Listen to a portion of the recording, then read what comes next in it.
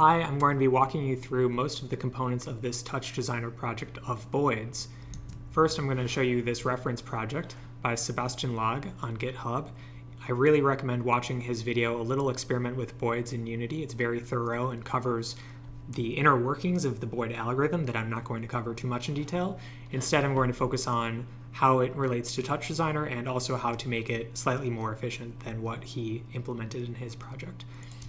So first, I'll just cover the project and how to use it, and not much of the developer details. But let's first look at the debug of the voxel SOP. So if I turn this on, and then if I turn on the debug occupancy, then what is happening is the cube, the wireframe of the cube is indicating the bounds of the voxelization space. And that voxelization space is indicated by voxel dimensions 5 by 5. So the cube has been broken up into littler, smaller cubes of 5 by 5 by 5. And red is indicating that possibly too many Boids exist in one cube at a time, based on the spatialization algorithm that I'll cover later. But you'll notice that if I were to increase this to 10, then each bin got smaller. And so the way the algorithm works is that there's actually the bin depth. And so right now it's set to 60. So this is saying that a maximum number of 60 Boids can be stored in each bin. So if the bins get smaller, then they're going to naturally capture fewer Boids, and they're not going to bump into this limit of 60. So that's this trade-off between the voxel dimensions and the bin depth. And if you were to, you can shift the origin around and you can change the size of this thing, and it just works in world space coordinates. The next parameter is the global bounds. Let's look at that. And so you'll notice that the Boids, if they get close to the cube of this global bounds, then they're going to naturally pivot away from it. And that's the same thing that's described in the GitHub project. Now let's look at the collision look ahead. And so you'll see that there's a red line, which is directly in front of what the Boid is facing, and there is a blue line. And these arrows are used to indicate where the Boid is looking to avoid collision with the geometry. And so the geometry in this scene happens to be these triangles that are moving around. And it's dynamic geometry, and it's still possible. The algorithm still works with dynamic geometry. And you can change the length of the look ahead. And again, this is not related to the Boids moving with relation to each other. It's only describing, these blue and red lines are describing how they avoid the triangle. So if you were to increase the look ahead length from 0.02, then all of these lines are going to get longer. So that gives it more opportunity to detect earlier that it might collide with the sphere, and so it's going to move away from it. But I'm going to lower that down. Another important parameter related to the collision. Collision is the key word related to collision with geometry, not with birds. So the collision number of lookups, you see that there are 4 blue lines coming out. So if I were to increase that, then it recompiles, but that number is now 5, and so I'll just change that to 4. The sensor angle is, you can see how wide the blue and red are, but 40 was a nice value. And the collision radius describes the closeness with which it can get to the geometry before deciding to pivot away from it.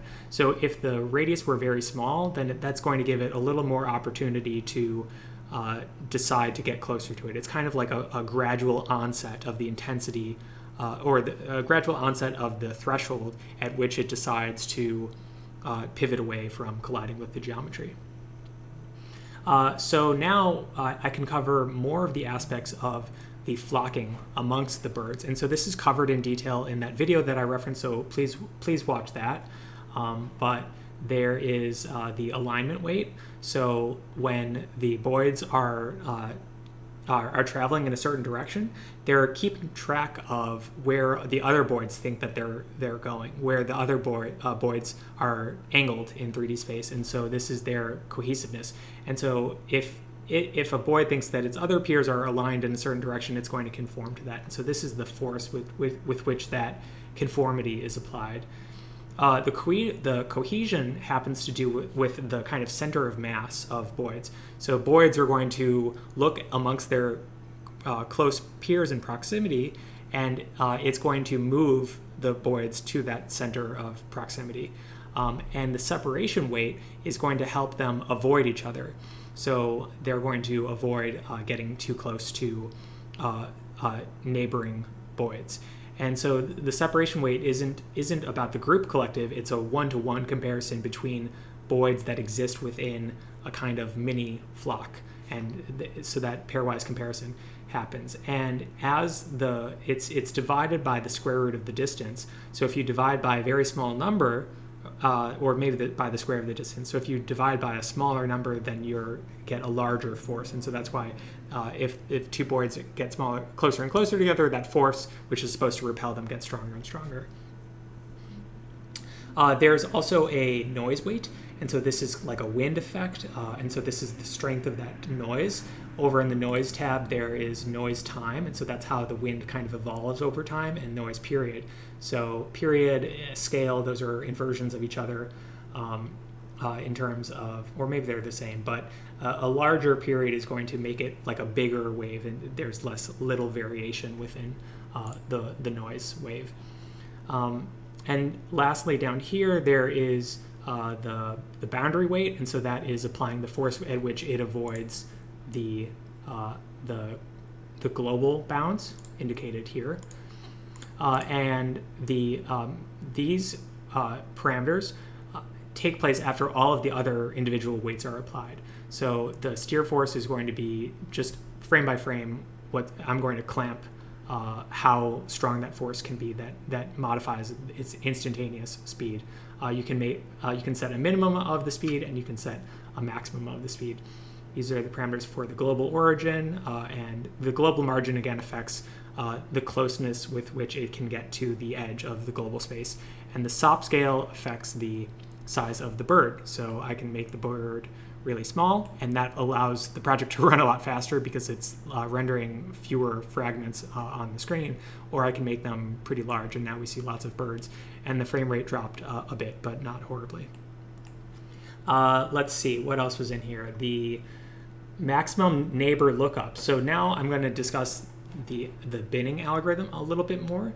So we have the voxel dimensions, and so let's see. So the voxel dimensions actually have to do with I might have misspoken earlier. The voxel dimensions have to do with the binning of the birds, but the SOP voxel dimensions have to do with the voxelization of the geometry. And this is a feature that doesn't exist in Unity, and there's an implementation of it that comes from this project Mesh to SDF. And so this uses a 3D jump flood algorithm to take geometry and determine for every point in space whether or not that point is occupied by geometry. And so in this project, we have these triangles moving around, and it's going to be voxelized into 32 by 32 by 32 cubic space, and it has an origin and a size. And this information is going to be used to help the birds avoid the collision. But let's see, before I discuss the collision of the triangles, I need to discuss the binning algorithm. So the binning algorithm is related to these parameters, the voxel dimensions, the origin, and the size. So let's go over, this is the project. Let's go over to the Boids simulation. So this is just a single point per Boid, and they're moving around. And we have the Boid shader here, and we have positions going into feedback, and we have the orientation of the birds going into the feedback, and also some kind of meta information about how many birds each Boid thinks it has among its peers, how many it thinks are within a proximity threshold. And the important algorithm in here is this get bins algorithm. So what is going to happen is it has these parameters that I mentioned earlier: voxel dimension, voxel origin, and bounding size. So in this buffer, it's 40 by 40 because we have 1,600 particles. It's RGBA, and so each RGB is an XYZ position. And so what we want to do is to have a larger texture, and we're going to use a compute shader. And in this compute shader, we're going to identify bins. And so it has to be just a red, a mono color image for the compute shader. And I'm going to bring up a diagram to indicate how this works. So we have let's pretend that we have 6 particles moving around. So we have a 3 by 2 shader, 0, 1, 2, 3, 4, 5. So this is actually an RGB, but I'm just referring to it as pixel number 0 and pixel number 1, 2, and so on. And let's also pretend that we have bins, and the bin dimensions are 3 by 3 by 1. It's a 3-dimensional space, but we're actually just going to use one bin in the Z dimension. And let's pretend that each bin can store a maximum of 3 of these particles. So the number of bins is 9 because it's 3 times 3 times 1. And the necessary number of pixels that we need to use in our compute shader is actually going to be the number of bins times 1 for that bin, and then the maximum in that bin. So that's 9 times 1 plus 4 is 36. So if we were to take 36 pixels and rearrange it conveniently, we'll just arrange that as 6 by 6. So now let's look at this image. It's 6 by 6. So the very first pixel is going to be representing the first bin. So imagine that there are 9 bins again in this kind of 3D space, and each bin is going to try to capture and store information about these 6 possible particles. So the very first one, this pixel at this location, is representing how many particles exist in that zeroth bin out of 9 bins, or 0 to 8. So that's that bin. And we said that the max per bin is 3, so that's 1, 2, 3. So what's going to happen is in the compute shader, you're going to look at this. You're going to go through each. You're going to have a thread per particle inside this buffer, and for that particle, you have its XYZ position. You're going to figure out which bin it's in. So let's pretend that we were in this bin, so B2, and then you're going to increment that bin. And when you increment that bin, you're going to get an integer saying how many are already in that bin. And so if none of the threads have written to this location before, then you're going to receive a 0. And because you get a 0, you're going to add 1 to it, and you're going to know that you should write an integer in here. So pretend we are this thread of this particle 4. We get its position. We determine that it belongs to this bin, and then we get it returns 0 as the atomic increment, and then we add 1 to it, and then we write here. And now pretend what the GPU is doing is it's running a thread for this particle, and it also happens to be in the same bin as this thing here, 4. So then we're going to go here, and this time it's going to return a 1. And again, we add a 1 to it, and so then we write here. So what this image is it's all integers. It's a mono image, it's not RGB, and it's a very packed buffer that's sparse because it's going to start out as all zeros, but we're going to be gradually incrementing per thread in the compute shader, incrementing the bin counters, and then writing the ID identifiers of the particles to it. And so this is a technique that is kind of described in this paper, efficient spatial bidding on the GPU, but it's a little bit different than that because I think it's using compute shaders in a different way to do it. So this is a more complicated example just because I increased the number of numbers, the size of the bins and the number of particles, etc. But you can pause here and walk through this yourself. So each bin has a maximum of 2 per bin. And so I'm just emphasizing that this kind of pattern where it skips a row and then you see a bin again, it's totally arbitrary. It depends on the settings that you pick. They're not just going to neatly align in columns like this. It may not turn out that way. So the important debug indicator here is that there's this thing count in most full bin. And so it's going to, there's a shader in here that's going to figure out which bin is most fully occupied. And so that number is going to show up here. So if, for instance, the bin depth is 60, but we're trying to write 200 particles to that bin, the overflow is going to be prevented. This number, B0, is actually going to be incremented higher and higher and higher, but you know based on your settings that you can prevent of accidentally writing to this location.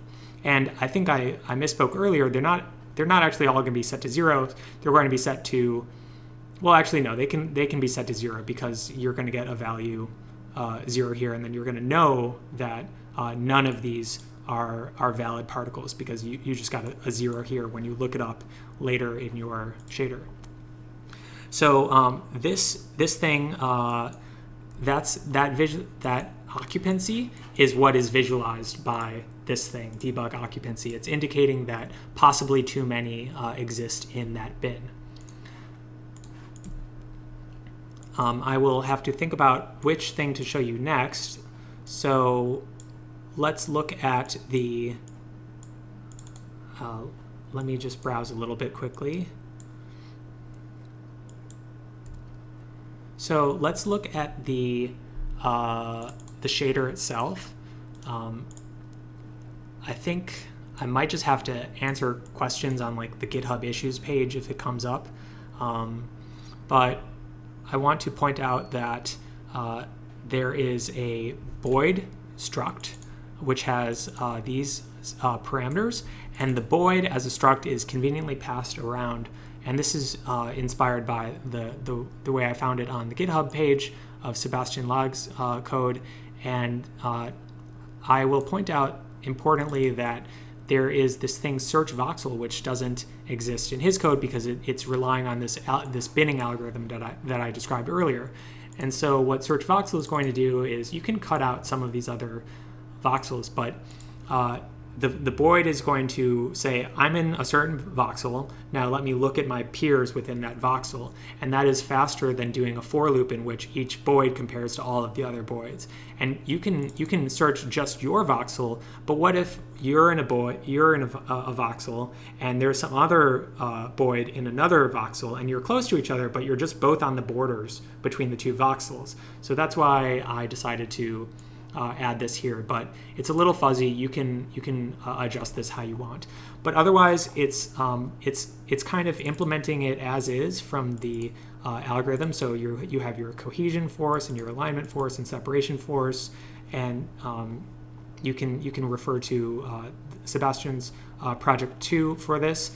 The other important point is that there is in this code a get sop force. And so this is the code that is going to look up where those triangles are and try to avoid them. And so now I'm going to try my best to cover that part of the project. So we have the triangle SOP over here, and we have the voxelization of that SOP over here. And this component came about through a discussion, I think, with Vincent Jose and Landon Thomas. So thank you and shout out to them for this, because they pointed out a really interesting feature in which you can have a render top and you can render to a kind of secondary buffer.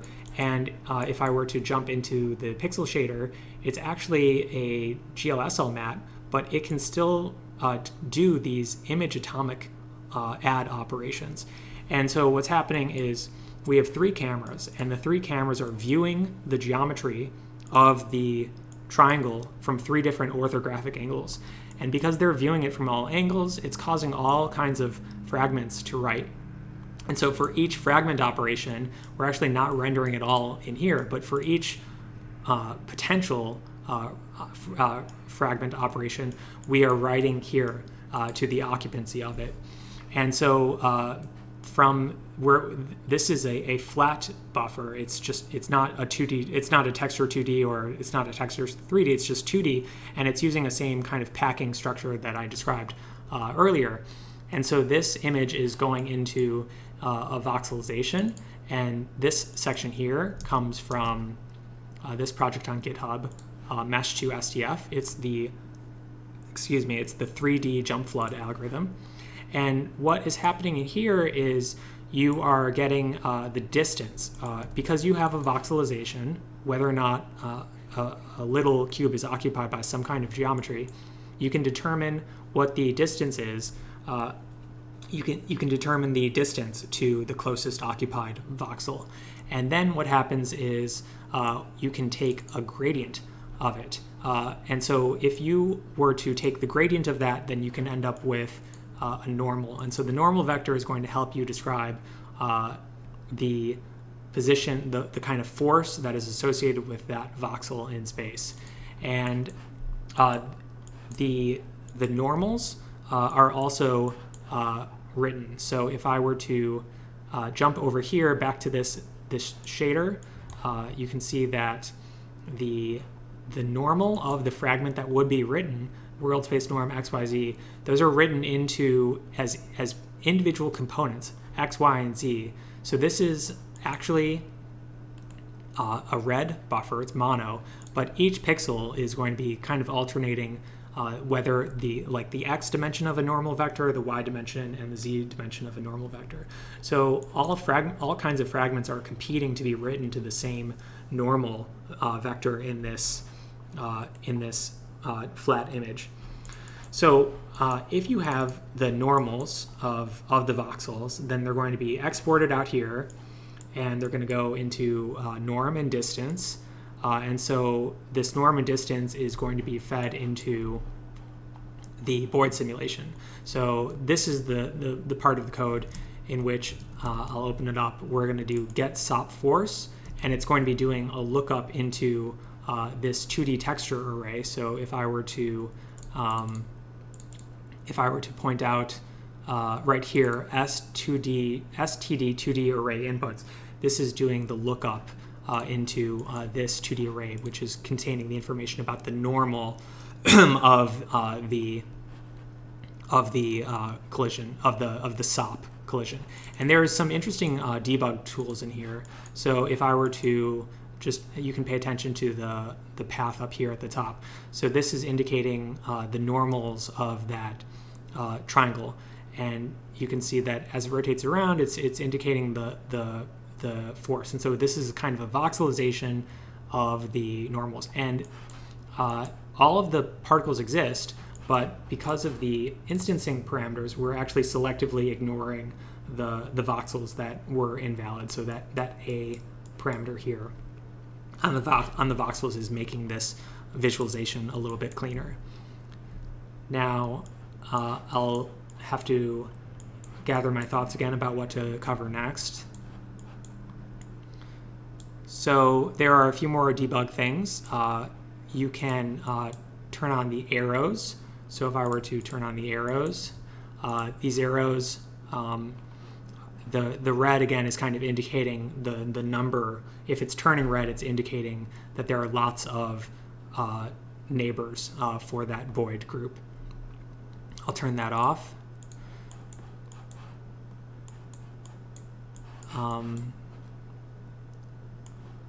Let's see.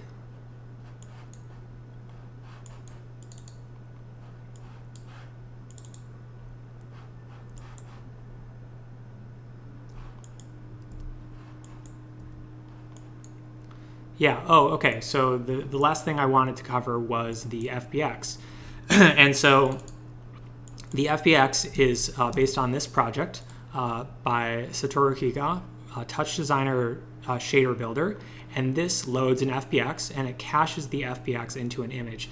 So this is very useful, and this is what allows the birds to flap their wings. And I'm not going to cover it in too much detail, but you can see that there's an FBX in here, and that's loading the bird.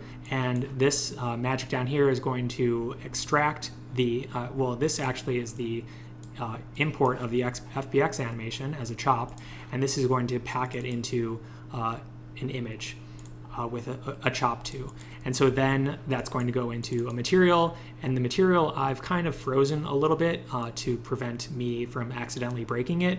And so that's just me freezing it and locking it here. And you can see that there is the LFO animation speed, and so that's affecting how rapidly the wings of the bird are flapping. And so each bird has a random offset into its position in this animation cycle, but they're all flapping their wings at the same speed. Let's see, and lastly, I think just a little detail about the normal thing that I was discussing about the SOPs. So if you were to have an unsigned distance field and you want to convert it into a signed distance field, this trick in this paper, Generating Signed Distance Field from Triangle Meshes, describes how you can take the normal of a surface. And so if you take the gradient of the distance field, and if you do a dot product with the surface normal, you're going to figure out whether or not that dot product is positive or negative. And so that's going to help you determine whether or not you're inside a geometry. So for example, if I have a sphere, and if I were to do a distance field, if I were at the origin of the sphere, and it would tell me, basically, the distance field would tell me basically the distance to that surface of the sphere. But if you were on the surface of the sphere and then you were outside and then you went further away from the sphere, that distance field would be the same. It would be the same positive value. So what this paper describes is if you use the surface normal, then you're going to take the dot product of that surface normal, and it's going to help you determine whether or not you're inside the sphere. And that was an important trick that is useful for this project because, for instance, suppose the bird were to just accidentally be inside of the sphere or inside this tube, the distance field would say, oh, you are 0.2 whatever units away from so-and-so geometry. But you need to take the surface normal of the geometry into account to help the bird escape the inside of the geometry, because you want the bird to be on the outside of it and not on the inside. And just an ordinary unsigned distance field doesn't make that distinction. That's why you have to take that paper into account and look at how this code is implemented here. So that was, I guess, a whirlwind tour of this project. If you have questions, leave a comment or ask something on the GitHub pages, and I'll try to do my best to answer it. Thanks for watching. Bye.